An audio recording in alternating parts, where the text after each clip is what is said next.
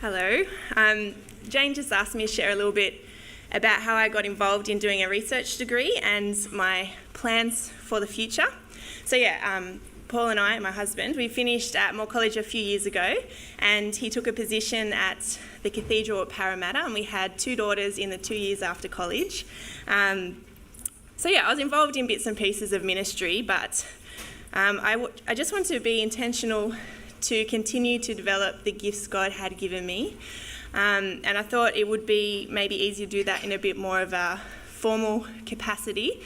But in saying that, young children, I knew that it would need to be very flexible and very part-time. So I just kind of was looking around for options.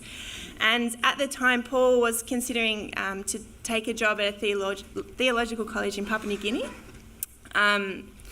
And we'd had a little bit to do with PNG. Paul, my husband, had grown up there. We'd been there a few times. And I think we were aware that if we ended up in PNG, we really wanted to share some of the insights into biblical theology that we'd had from Moore College. But at the same time, I was quite aware that I didn't have a grasp on biblical theology as much as I would like to. So I was helping rewrite some of the Strand 2 material for the Next Gen committee, and just noticing some holes in my knowledge and questions I had and things I just wanted to understand better so I could communicate it better. So that's kind of how I decided to do a bit of research on biblical theological method. And I started last year. I was just doing a day a week, plodding along. This year, 2 days a week, and really loving it actually. So that's good. People often ask what I'm going to do with an MTH, and I'm not 100% sure. I think I don't know what's happening with PNG or where we'll be ministering. So obviously it will depend on those kind of things.